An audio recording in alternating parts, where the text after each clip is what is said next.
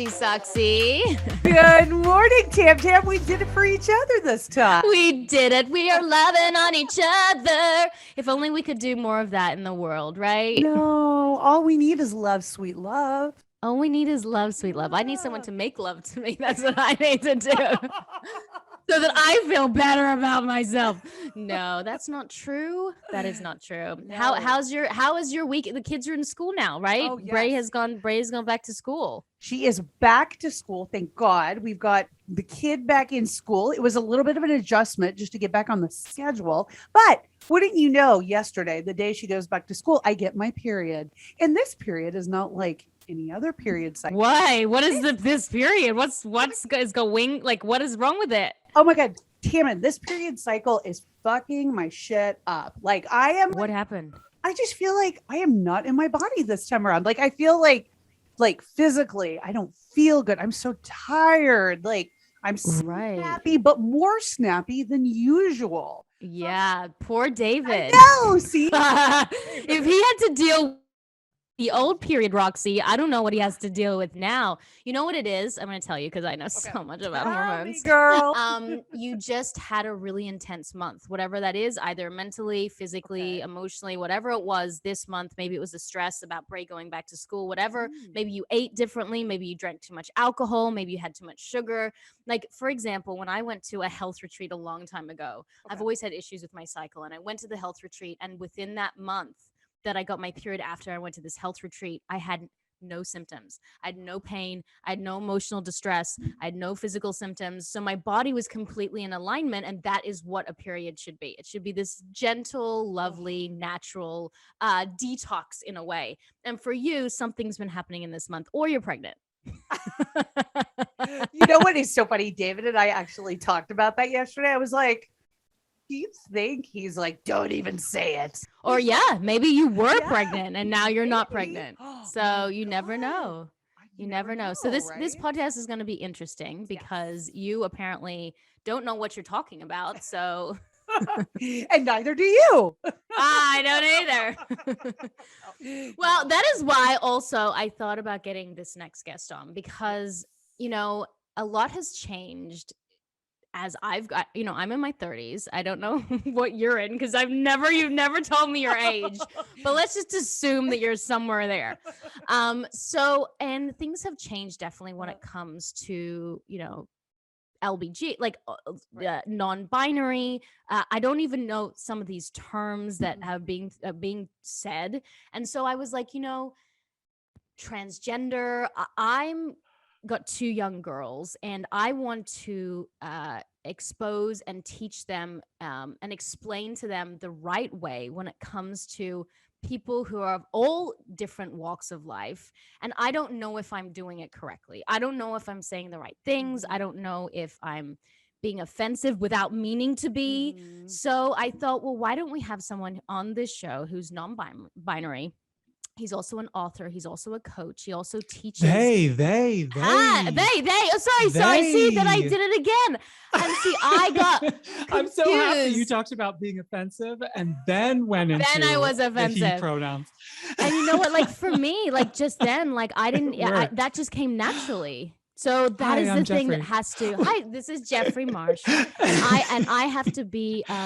I have to understand that there's a lot that happens that comes naturally, that you don't automatically, it's your automatic thoughts, your automatic programming that just happens that you don't think of like openly, and you just don't know what you're doing right or what's wrong. So please explain it to me because I just did it then, which I'm happy to learn from, but it's automatic, and that's what happens to a lot of us. Well, yeah. I mean, there always comes this point in being an ally where somebody that you're trying to be an ally to is going to give you the correction. And so much of an ally is learning how to be graceful, really, in that situation. And may I start by complimenting you? Oh, you did just that, right? Right. I mean, it was a source of humor, of being human, of saying, I don't know, please tell me, right? All of that is I don't, how shall I say it? that's what we really want. That to me is respect. Right. Not, you mentioned you don't know all the terms. I do know all the terms. But to me, teach me all the terms. Right? Yeah. Even before everybody gets the difference between gender fluid versus gender queer versus non-binary, right? What all these words mean, before they even get there, just treating us like a human and just saying, hey, come on my podcast. We have fun. Explain. Yeah. Right? And I also have to say something else revealing. Before we started rolling, you gave me the speech that this is a safe place. Right. This podcast is a safe place. Right. And I can intuit from that, or assume rather, that you guess I am very used to being in situations where I'm not respected.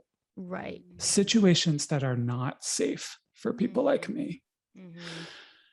And so we have to start right away with, you've created this safe, fun, exciting space.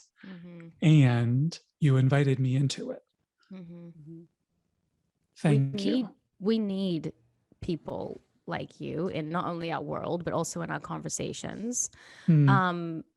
Because in my world, in my little world, and I'm sure Roxy too, we have a few people who identify as non-binary, but it's not in our world so much. So it's not something that we understand. I mean, I'll talk for myself, maybe Roxy don't understand a great deal about. And that's the first problem. It's not always around us. So we then are making mistakes left, right, and center because it's not part of our vocabulary, you know? But then how do we teach our children, who have 2 young girls? Roxy has a little girl as well. Mine's 7 and 2. When they grow up through what they read, through how they speak to people, through what they see, how do we teach them what's respectful, you know, if we don't have these types of conversations?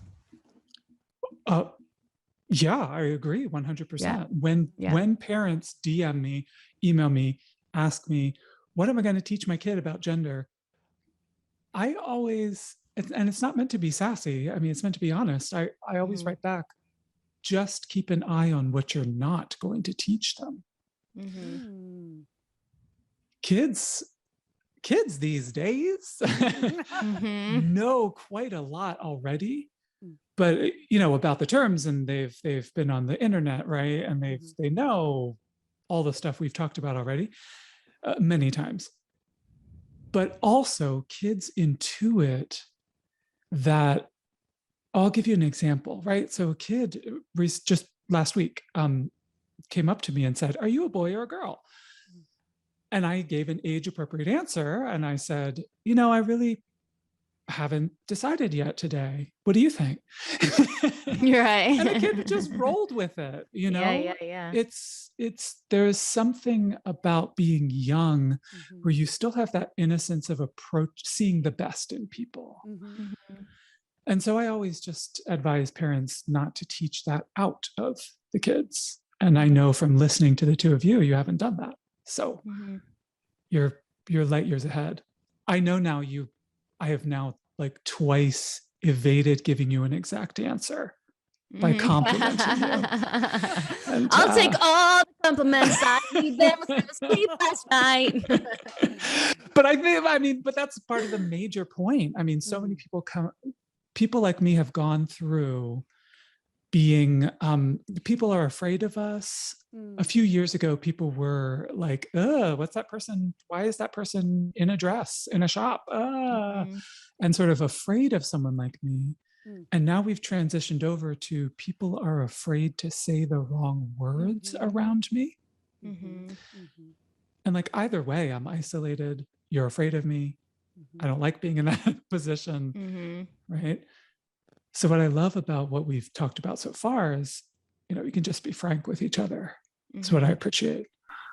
You know, I really took a deep dive into your social media, and I just, and in the best way, I was so hooked because I was like, you stalked me. I did. Like, once somebody looks at one of your videos, I feel like you have to look at all of them, because I just sort of kept scrolling through, and it's, you know, so many things. I mean, you're so vulnerable, you're so authentic, and you're so relatable. Relatable was really what stood out to me. And I love the way that you explained family dynamics and childhood trauma, because we've all been through something, it's nobody comes out of childhood unscathed, in one way or another. And I think for me as a parent, it was very, I could really appreciate what you were talking about. So just to like kind of give people a little bit of a sense of like your history, kind of like sort of the family dynamic that you grew up in. What was that, and how did it kind of shape you? I mean, I know that's the broadest. Did you get traumatized, Jeffrey? Yeah. Tell us about your secrets. I think, the thing of it too is, I think sometimes as a parent, you don't even realize sometimes the trauma that you're, even if you are trying to do your best and you don't want to traumatize your child, you do, you do. And I think a lot of us as parents are constantly like, oh God, please don't let me fuck out my kid. Like, we will. Hopefully not too bad. I know. And it just makes me like so on edge sometimes. But just for like, if people don't know sort of your story, what was it about, the childhood that sort of shaped you and kind of set you on your path? Well, it's, I love to start there because, as you said, it's almost universal. There's something about human beings and parents that there's a lot of abuse that goes on. Right. And I'm popular on the internet, as you pointed out, and I do talk about childhood trauma. And so that to me says a lot of people can relate to what I say. And especially our parents' generation, there was a way to parent that they thought was just quote unquote good parenting. That was really, really difficult as kids to experience. For example, both of my parents thought for as long as I can remember that it was their job as parents to make me not LGBTQ. That good parents would end up with a kid who is straight, not non-binary, who is, quote unquote, the norm, and that was good parenting. And as I talk about on my channel, my dad, and my mom too, to be honest, they tried everything, including violence, to get me not to be me. So I was literally beat up for being this gorgeous. It's a podcast. Just trust that I'm gorgeous. Don't worry, people will see you in our social media assets. So thank goodness. Thank goodness. Go look it up. All your glory. Go run to the Instagram to see my eyeshadow. Yeah, it's a tale that's unfortunately very common for people like me. Do you still live, and I'm going to let you finish, but do you still live with that shame? Because it's shaming, right? That the biggest, I think, issues in life is, I know mine is all about shame. And whether it's from whether it's from when I was brought up, or whether it's from my environment, or what I thought about myself, or whatever, those are the biggest things that I deal with when it comes to my mental health. It always has the path to shame. It always goes back there. Oh yeah. And do you still live with that now? Absolutely not. Do you want to know what I did? Yeah, I do. It saved my life. It's in the social media world, we talk about being a thumb stopper, that people are scrolling by and their thumb stops on you. And I happen to, when people run to the Instagram to see my eyeshadow, they'll notice that I'm a thumb stopper. Just visually, there's something that people are like, oh, what's that person? And I used to think it was just the look, just the eyeshadow, just the facial hair with lipstick, right? But it's not. It's that I am this way and I love myself. I am this way and I'm innocent. I am this way and I'm open. I am this way and I'm not bitter. And so the golden answer is I went and lived at a Buddhist monastery, and I've studied Zen for 20 years. And that's not always the path for everybody. But I think having a chance to be, I never really talked about it this way, but having the chance to be removed from the usual society stuff was really valuable for me to see it for what it is, which is this made up stuff that's really cruel to a lot of people, women included, right? And then to go from the monastery to social media, that's a big jump. Yes. So, and it took a lot of courage from you to be able to share your story and to share your experience. How do you sort of, and I know Tammin and I talk about this on the podcast because, a lot of the times I know mental health has a big part of how I react to people on social media. It's like if somebody is saying something, one way one day, I might take it as, one way this day, and then tomorrow it's totally different. So how do you deal with that? How do you deal with like the people who have like these negative, responses and feelings, and do you just brush it away because you've had all this wonderful kind of like Buddhist training and, you've been very Zen in your life as well. How do you deal with that? What's really ironic, I was loving the way that you were phrasing that, because what's really ironic is Buddhism and Zen training is almost the opposite of quote unquote being Zen, in the sense that it made me more sensitive to everything. It was about taking away the walls that I had built up around my being too sensitive, because that's in quotes, right? I was always told you're too sensitive. And so I had built up these walls to seem like I'm not sensitive, and I was sensitive anyway behind the wall, but and leading back to shame, as you said so beautifully a little bit earlier.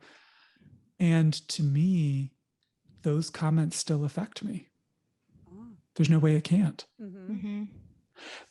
They affect me in a very particular way. They help to crystallize why I'm doing what I'm doing. That there is that much hate in the world. Go ahead. And I do believe I always say that unhappiness is the fastest pipeline to hate. That's always been my thing. I was very overweight as a kid. We talked about this. I was bullied a lot growing up. And it took me a long time to realize that it was never about me. It was never about me. It was always about them. Hate always comes from somewhere else because people don't understand, or they feel threatened, or it starts to change their own belief system, and that is confusing and off-putting. And when you don't know how to change yourself, then you want to change other people, and it kills you when they don't want to change. Like it makes them even angrier when you just go, I'm sorry that you are having a hard day. I love you and care about you. You must be dealing with your own shit. Because people can't deal with having the mirror right in front of them and having to look back at themselves. And that's a big thing. I did want to talk, because I know we don't have you for hours and hours, but I want to start. I wish we did. I want to really nail down on some of these questions that people ask, because I was like, we have you on the show. And so people want to know, for example, what is the social construct that has been placed on us when it comes to gender, when we're just talking about gender, and what is gender fluid, so people can understand these terms and what it actually means. Yeah, and to frame that discussion, I'll talk about non-binary, which is the big umbrella term that folks are using for anyone who is not a man and not a woman.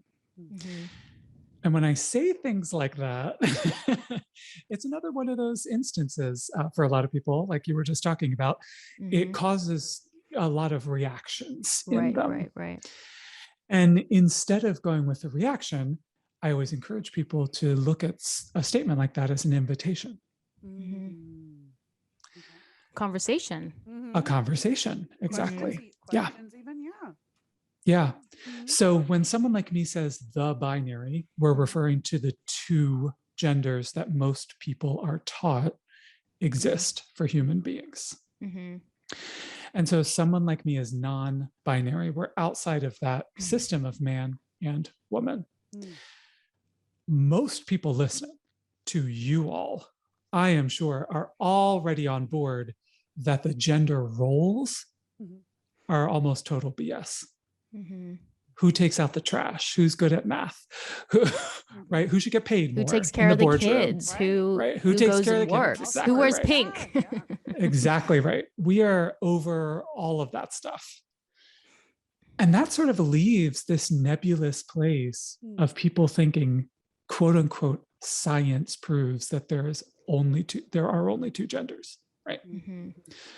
So biologists, endocrinologists, scientists, they've already come out. I mean, this happened years ago.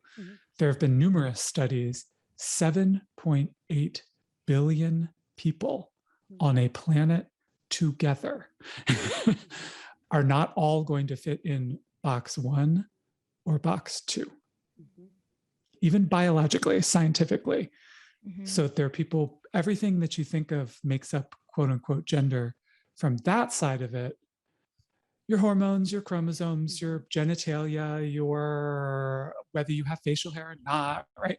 All these sort of characteristics, you're going to find variations in nature. And so the only thing to take away at this moment in this podcast with you two beautiful people is it's a lot more varied than you were taught. And the reason I call that an invitation is that's freedom for you too. You don't have to fit in the box. Because I don't think I've met a human being where the box doesn't chafe them in one way or another. It seems harder for men in some way, though, because if a man or a young boy says, you know, I want to wear a dress or I want to play with dolls, it's like it really has this big conversation about masculinity and what that means and why they can't do something like that, right? Whereas my little girls, I have 2 little girls, they play with trucks. They wear pants, they wear blue, they wear hats backwards. They don't like to wear dresses and it's not an issue. But when it comes to little boys, I find it way more of a conversation. Sure. I know you're talking specifically about childhood. Right. And kids. You said it's really hard for boys, but of course, girls are not taken seriously and not paid attention to and not celebrated in our culture. And anything that has to do with quote unquote how genders should be treated is pretty much, it's okay to swear, right? Oh, please, fucking hell. You did it already. Is pretty much a fuck ton of bullshit for anybody who experiences it. And I think that's why, again, my social media, has people who have all kinds of genders, who are all kinds of genders on it. I think too, a lot of parents are sometimes, not knowing how to, when they hear things from their kids or they feel like their kids are questioning, they themselves don't know how to give them direction or how to sort of, propel them into the next place where they want to go. So do you have any advice for parents with, maybe young children that are possibly questioning or trying to figure out, gender, identity, these kinds of things? What do you think is the best thing for parents to do? I love that you said that. The advice that I have is say to your kid, I love you. What would you like me to do? That is always the best approach. And really, really keep an eye on how our current approach to this exact subject pathologizes kids. They're struggling with their gender identity. They're questioning their identity, right? They're wrestling with this issue of gender, right? It's when I was a kid, I did none of that. I don't think I could have articulated, as well as I can today as a 44-year-old, what was up with me when I was 6, right? But I wasn't questioning anything. I was just a beautiful, gorgeous My Little Pony in a human body. And I was struggling with the world. I was struggling with the beliefs of others. I was struggling with the hate I was getting. To just explain it to a layman like myself, Is there a difference? Gender and sex, are they two different subjects, or are we talking about the same thing? Is there biological sex, which you can transition and become transgender when, your genitalia changes and you become transgender? And is there another conversation about, but is sex and gender two different things? Yeah. And I know they are two different things, and both are just teeming with wild, colorful, vibrant variation. Okay. Not just in human beings. I mean, that's animals across the board. But so, just one wild example to throw in, there are people who are intersex, whose genitalia does not fall along any sort of, like, boys have what do they have? PP, and girls have a VV, right? You can say penis and vagina. What do you say in Australia? A penis and a vagina, mates. Okay, great. Those, right? So there are people who who are born and that's not true for them physically, right? So what happens, what I witness again and again and again, is people want to use a phrase like biological sex to just be mean to people like me. That's all. Right. And to clarify too, because I think there's so much misinformation out there that people sometimes get confused with gender and sexuality. They think that those two are two interchangeable. Oh, I'm glad you said that. Which are definitely not. Would you care to kind of let the listeners in on that, please? Yeah, for sure. Sexuality is who you like or don't like, who you want to do it with, who you don't, right? And gender is the expression of who you are. I had a question that was sent to me when I mentioned to my social media that we were going to have this conversation. And the question was, I have young daughters and I feel nervous about someone who's from the other sex going into that bathroom because of the safety from my daughters. And I just don't know what could happen. And which is, people, this is all a very new subject for people, and they're having to wrap their heads around it, which is understandable too. It's, everything's understandable as long as it's not laced with hate. So what would you say to that mom who's got young daughters? Like, what would you say for her to think about or tell her girls? There are two things I would say. Google around, try to find credible journals. The statistics will let you know that predators are almost 100% straight men. They're not trans people. And so much so that I personally have never read an article of a trans person being a predator in a locker room. Never heard of an example, never saw it in the press. Just as an aside, I don't ever want to see a locker room for the rest of my life.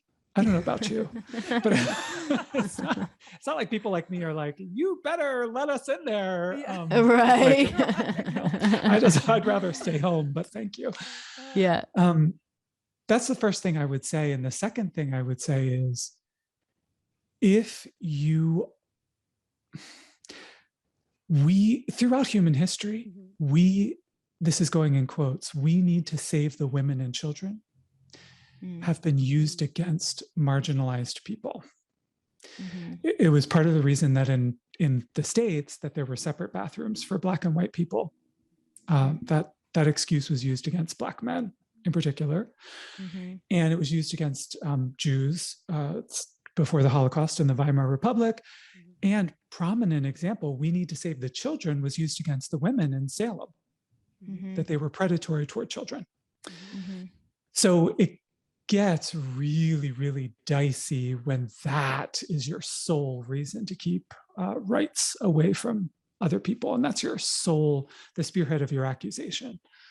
And I understand wanting to keep people safe. And I mentioned all of that so that a parent could do some research and look in some spots and make sure they're safe.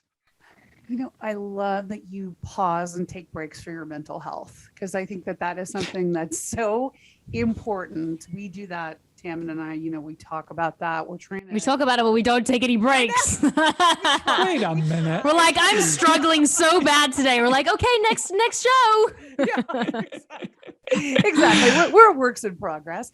But no, it's really important too. That's another sort of thing we're teaching our kids right now, and it's something that's so important. Was that something like along your journey? When did that become important to you? Was that something that was instilled in a young age, or was that something you kind of had to grasp yourself? Because I'm sort of like struggling with that with my daughter too. I'm like, how do I do this?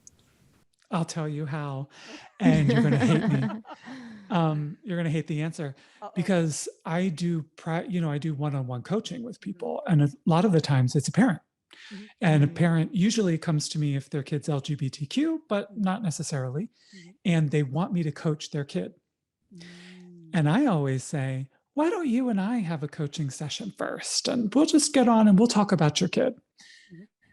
And I'm going to let you in on the biggest secret. We never end up talking about their kid, because the answer is going to be, you have to demo it. Mm-hmm. You can't say to your kid, it's important to take mental health breaks. Okay, bye. I'm going to go do my to-do list and stress out, right? It just doesn't happen. It doesn't work that way. You whatever you want the most for your child, you actually have to do it. Mm-hmm. And it's the hardest thing. I do not envy parents at all. That is the hardest thing on earth. Mm-hmm. Gosh, I know. It's like putting it into practice. It is hard, because it's like you feel like you're torn between here and there, and you've got responsibilities, and you're trying to manage your children, manage your business, and it gets to be overwhelming. I actually feel like I'm having one of those days too. And I know you were talking about mental health earlier. It's like one of those days. Yeah, yesterday I was having such a shit day that I was like, got the nanny and we went and drank wine. I went to the movies with my husband and saw a really crappy movie, and it was great. But the first thing I went to was the movies guilt. with Fran Drescher? No, I wouldn't. I wish I went to the movies with Fran Drescher. Did you used to watch The Nanny? That was my favorite show, Mr. Sheffield. Oh man, it's dating me back. I used to love that show, Step by Step and Full House. Sorry to interrupt you. Those are my three things. Now I've forgotten about my mental health because you made me feel so good about it. I think that I don't even know. That's the problem with mental health, right? I don't even know when I started the guilt and the shame and the beat myself up mentally. Like you don't even know where it starts. It's like these automatic negative thoughts that you have from, I guess, your surroundings and your environment and the people and I don't know. It's just like, when did I start having such low self-esteem? And I know I had a birthday recently, and I thought, my goal is not stuff and money and any of that stuff that we go, the next year I want to do this or buy this or go here. It's just to love myself more. That's literally all I want for this next year. I want to stop, because, and this is hard for me to say out loud, like the perception of what people have of me, of like, oh my gosh, you're lovely, you're great, you're sweet, you're fun, whatever they have, I don't feel that. So it doesn't really matter what people think of me, because my whole life I thought, well, I really want that validation. But I kind of have part of it now, and it doesn't make me feel any better. So it's like that. I have to forgive myself for what I'm not entirely sure.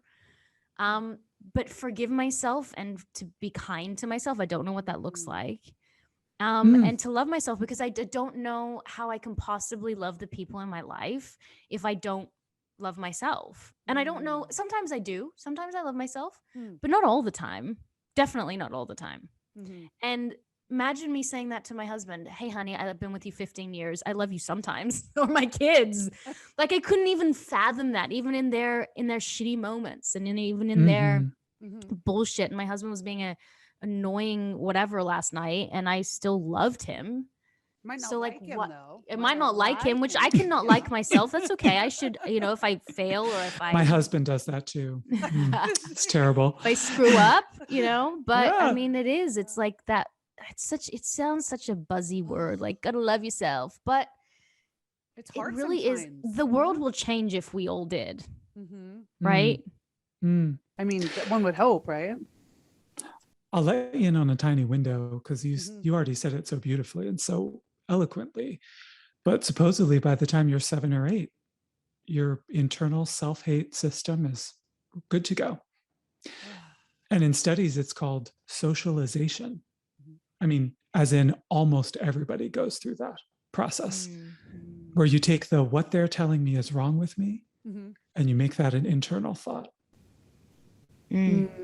Oh, so you take in the external of what they're saying, and it goes. And I feel like I'm my kids are 7. We've got a little one, but Roxy now kids are 7, and I'm like I'm doing it to her, and at least I have some awareness, because if you don't have awareness, how can you change? But like the other day, I was braiding her hair, and I was like, trying to, and I'm like, oh, you can never sit still. Like, what are you doing? Like, there's these little messages that we give them, like she's a screw up because she can't do this, which is so silly. It's just braiding her hair, but you do it as a parent and you don't know you're doing it as a parent, and it's like at least there's some awareness, but I just hope it's not too late. Yeah. Well, and imagine adding on to that a kid who's LGBTQ or a kid who's neurodivergent or a kid who is in any way different than or in any way less capable to act like their parents want them to act.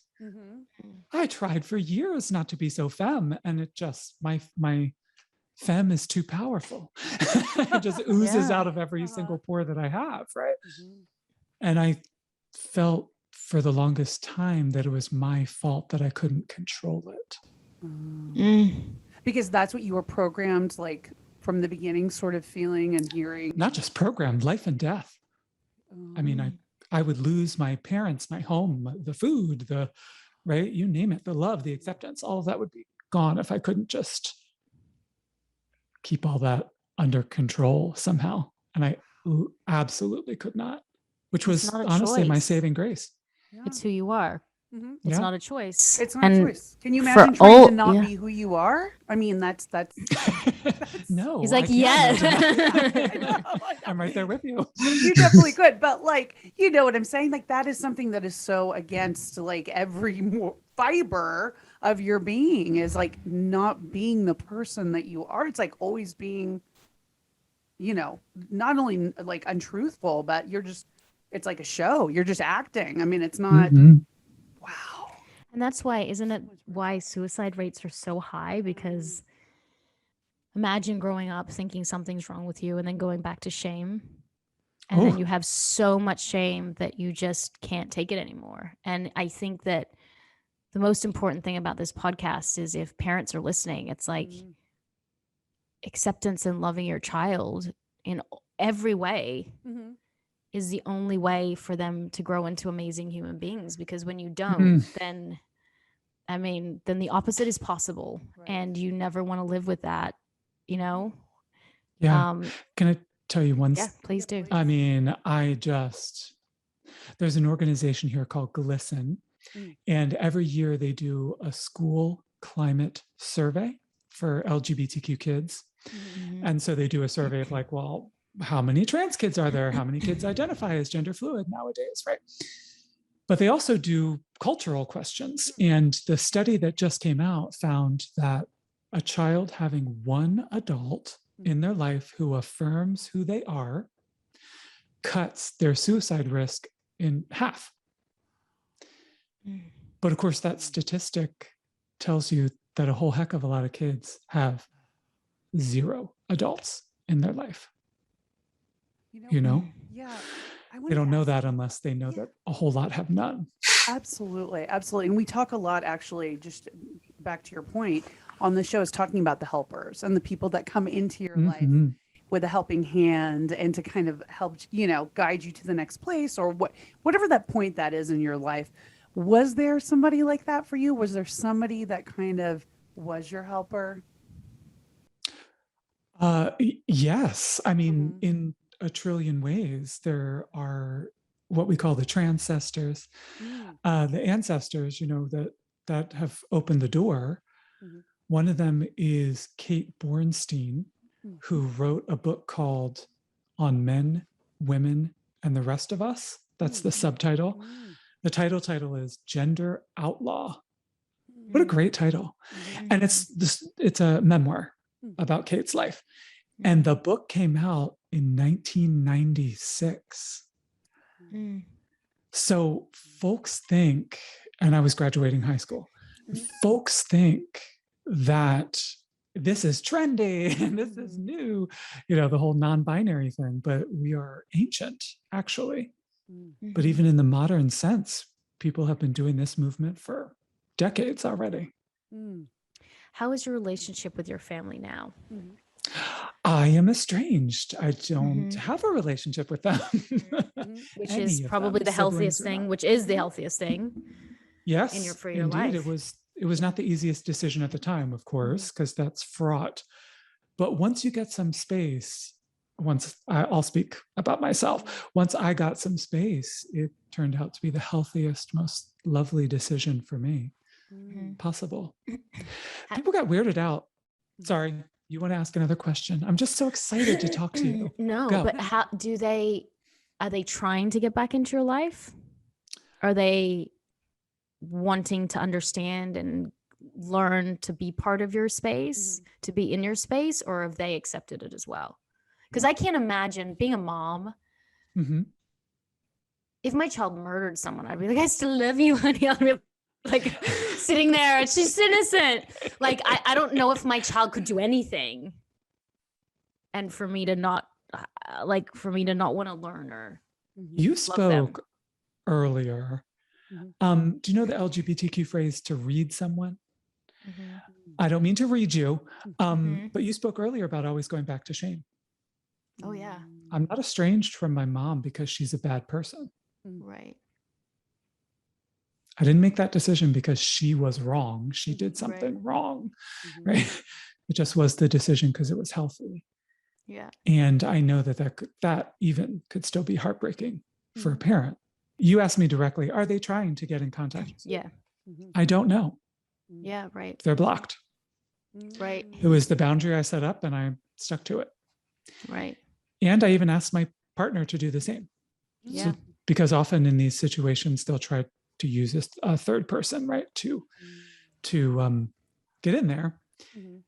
To me, it not only was the healthiest decision, it was, in a sense, the most necessary decision. Yeah. And actually, I don't need a quote unquote good excuse or good reason. Yeah, boundaries are boundaries. To be honest, yeah. Go ahead. And also, I mean, I think for your mental health too. I mean, that's really important that you prioritize that. And I really appreciate you sharing that, because I know there are a lot of listeners out there that probably are estranged from their family or their parents and may not know, are there other, I mean, I'm sure no, but like having this conversation, it just reaffirms that what they did was for them, and for their mental health. And, it's helpful. It's helpful that you're sharing that. So I do appreciate you telling us that.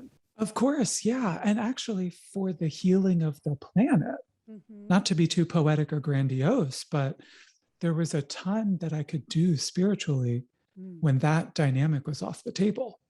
Do you know? Yeah. Because there's a lot of, well, first of all, anyone that will listen to me, I love to tell them, just because someone is genetically related to you does not mean they get complete, full 24/7 access to your heart, mind, and psyche, which seems to be the belief that people have. And making sure that boundary was in place just opened the door for me to do a ton of healing that couldn't have happened otherwise. And I hope that stuff, affects not just me, but everybody. I think that's interesting that you're bringing up healing and spirituality, because when I was looking at your Instagram earlier, I saw that like at the beginning of your life, you were going to church and there was some religion involved. Did that ever come back into the picture now that you've sort of, made this boundary, with your parents and everything? Is religion a part of it at all? Is it more spirituality? What does that look like for you? Well, I studied at a Buddhist monastery, which is a very I did Soto Zen, which is a very strict version of Buddhism. And so religiously, I am still a student of Zen, but it is one of those Eastern religions that kind of straddles into what we, what folks in the West think of as spirituality, in the sense that, we're not worshiping anybody. There's no deity. There's no, there's nothing beyond what we can tell from this reality that we're in right now, that we're asked to have faith in. Does that help? Speak to it? Yeah. It does. Okay. And to me, the only point of life is to end self-hate. Yeah. I feel like if we end self-hate, we'll end like every horrible thing that's happening in the world.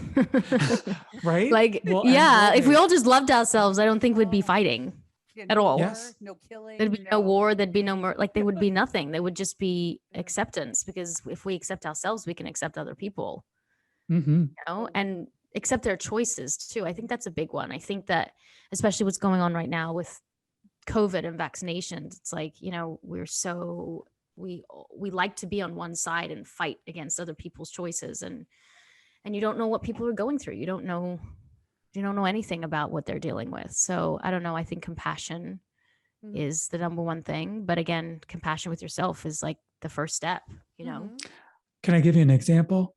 I have to have compassion for me first. It's got to be at the top of the list. So I often have, we joked about you stalking me, but I've had like real life stalkers, right, in the world. Yeah. And so, I could say, I was taught I need to be really nice. I'm calling the police. There are certain circumstances where your safety and psyche gets trumped by the person trying to, trespass a boundary and trying to hurt you. And you have to just simply put a stop to that, even though it may not seem nice in the moment. I don't know if that makes sense. I'm glad you said that, because being nice is something I know for me, and possibly Tammin as well, like from a young age, be nice, be nice, be nice. It's like instilled, and I can hear it like over and over and over again. And I'm really trying not to do that with my daughter. Be kind is one thing. Like I definitely want her to be kind, to be a kind person. But I think you're right. She has to value herself. And it's not about just being nice to make the other person feel comfortable. If you know, like how that is. So it's like, it's a balance, but it's kind of deprogramming also ourselves, which is hard. It's hard to deprogram. You made me think of misogyny, and how, if we think of it as a cultural system, teaching every daughter to quote unquote be nice is actually just teaching her not to speak up when things are unjust a lot of the time. So it's like the be nice philosophy is actually doing great harm in that case. And there are times when she's going to need to say something to someone that is absolutely not nice, but must be said for what is just. Yeah, it's like when you speak up, it's like if you're a woman or whatever. Is that right? Am I saying it right? Or identify with feminine energy. No, if you're a woman. If you're a woman, it's like you are said that you're bossy, or that you're a bitch, or that you're opinionated, or I mean, especially in my line of work, my husband and I are in the film business. We have a few TV shows that we're developing right now. And it's like, I seem to always be the only feminine energy in the room. And when I speak, no one really looks at me. No one really looks my way. And I'm like, I created half this freaking show with my husband. Like, I matter as well, and I work my ass off. I raise my 2 kids. I'm constantly out in the world trying to be better and make it better. Like I hold just as much space as somebody else of the opposite sex, gender. Guys, see, I don't know what I'm saying. Is I saying it wrong? Well, no, I mean, that's another spot where you might be trying to use language that's nice. Okay. You don't need to be nice. You can just say men. Okay, good. You just say See, it. I'm learning. I'm learning. It may not be quote unquote nice to say that men are able to speak generally whenever they want to. Right. And other folks are not. Right. That's that sometimes you got to just come out and say it.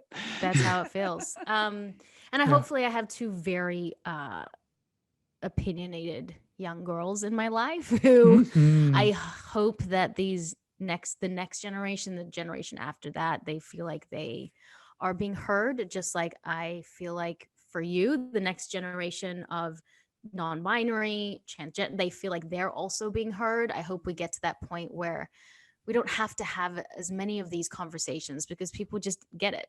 They just understand, and hopefully we get to a point where people don't find this as something that is confusing or questioned, So hopefully we get to that point. So that's what it's like with kids. Yeah. By the way, I walk into a room of, teenagers and there's no need to explain anything. There's no translation, Yeah. Yeah. Yeah, I think we're working hard as parents to sort of shift, the ideology that we were taught. I think we're trying to do the best that we can for our kids, and hopefully that makes a difference, in the future for everybody, because it's again, it's like, you hear things that you were brought up with, and it's a matter of deprogramming and trying to do the best for your kids, for everybody, so it's, hopefully, everyone will get on board too and try to change the way, Before we let you go, Jeffrey, what is the one message for people that you'd like to say, or something you'd like to leave us all with? Yes. There is nothing wrong with you. The thing you were told is most wrong with you is your superpower. It's your gift to the world. Mine being, too queer, too LGBTQ, right? I was always told that's wrong with me, but, look at me today. Offering that without shame is my life, my brand, my way that I help others. Well, for those that have not looked at Jeffrey Marsh's Instagram page, you have to, because they are so inspirational. I mean, I couldn't stop. I went in the best Jeffrey Marsh hole possible. Oh my goodness. I don't know. I don't know if he's ever heard that. And I know you're trying to wrap up, but I have to say, we established you both are good parents. Oh. Did you catch that? I hope so. Thank you. You know what? No, I hope so. You're good. I hope because it's incredibly difficult to be where you are. Right. Your parents had so few tools, and you are trying to impart to your kids something where they won't have a terrible life, right? Where they won't be traumatized, where they won't be such, under the thumb of these systems that tell them they're worthless. And you're kind of in the middle, and both of you, from what I can see, are just navigating that middle so beautifully with panache, with aplomb. I mean, I think I do it wrong, and then at least I'm aware, and then I try to make it right. Like my daughter said, I don't want kids. She goes, I don't want kids. She goes, I don't want kids. This is what she said. And I went, you want kids. See, look at me. All my shit on her. I'm like, no, you want kids. And she's like, no, I don't want kids. I'm 7 years old. I can decide what I want for my life. And I'm like, you're going to want a family. And then I was like, oh my goodness, I need to stop. And then my husband's like, Tammin, she's 7. Just let her have. And I'm like, you're right. Whatever you want, honey. Like, you can live your life and whatever you want. If you want kids, great. If you don't want kids, that's fine too. And I'm sitting there going, I must have grandbabies.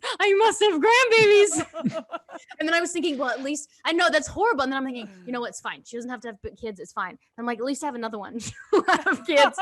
See, that I have issues because I love babies. And I know I'm fucked up. I get it. I don't think liking grandbabies is quote unquote issues, but but at least I was aware. I was like, no, you want kids. I was like, oh my goodness.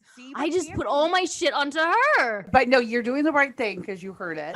But it also reminds me that because you're saying that, my daughter was like, I am not getting married. I don't want a wedding. And you're like, no, you are. No. You know what David said? David overheard it. He's like, great. Just save me a ton of money. There's a few. Yeah. Saved a few bucks. Exactly. To get deep for a second, if I had had moms like you, you know, if one of you had been my mom, I think my life would have been very different. Right? We are here and we are. You're bringing the mom energy. Okay. Yeah. Anyway. We can be your mom. Yeah, we can easily be your moms. I don't know. I just hope I'm not fucking her up. I really do, because she's so hard on herself. And I think, is that because she watches me be hard on myself? Or is it just because that just is who she is? And I don't know. I love her and I give her so much love. And at least I'm learning and trying to be better. And that's all I can do. That's all I can do. In every subject. At least I'm trying to be better and trying to work on my shit. And I say, like, so many people on my Instagram are like, well, tell me some marriage advice because you've been together for 15 years. And I said, work on your own shit. Because in a marriage, it's so easy to dump your stuff onto someone else and to blame and to accuse and to all the things that you don't like about yourself onto the other person. And the number one thing I would say is just work on yourself. And if you want to be a better parent, work on yourself. Yeah. But Timon, don't be so hard on yourself. I just had therapy today, and you know what he told me? You're doing the best you can. And that's it. You're doing the best. But can I be better? Can I just be perfect? I mean, again, it comes back to misogyny, but the moms are always to blame. Right. And I just heard you attempt to blame yourself, right? Yeah. Why is my kid this way? Oh, it's my fault, right? Then when you know your kid has a ton of people in it's life. My husband's fault. Why the hell didn't I think it was his fault? You go, girl. Blame Sean, okay? I'll be like, Jeffrey said it was your fault. Why am I blaming myself? I'm okay with that. I'm like, you need to do some work on yourself. Well, this was an amazing conversation. I think every time you speak, I'm sure you save lives. And that is probably a way, like a lot, like you need to walk around, which I'm sure you do, knowing that, you know, people are around because of you. So you are so inspirational. I mean, like you said, sucked in. I was like, I cannot stop them. Because you just are. You have that gift. You have a gift. Yep. Projection. I mean, you have the gift, or you wouldn't recognize it. Yep. Ooh. We all have the gift. Well, can you let everyone know where they can find you? I know we've talked about your Instagram, but my home address, is that what you? Yes, please tell us your social security number and your bank details, please. Come hang out on all the social platforms. JEFFREY, Marsh, MARSH. And I mean, we didn't even talk about it, but my audiobook just came out. It's already a bestseller. It's called How to Be You. You'll hear my voice. I love your voice. Telling you that you're lovely. Yeah. And can we also mention that you have a winged eyeliner that can cut glass? I'm jealous. I can't even do that. I've given up at this point. Really. You know what's up. There's some tricks. You kind of have to like hang upside down on a bar. Sounds great. I'm going to implement that into my life. My husband's life. You should. Yeah. My sex life will skyrocket that week. Well, thank you so much for being here. And guys, you can find us on Women on Top Official on Instagram.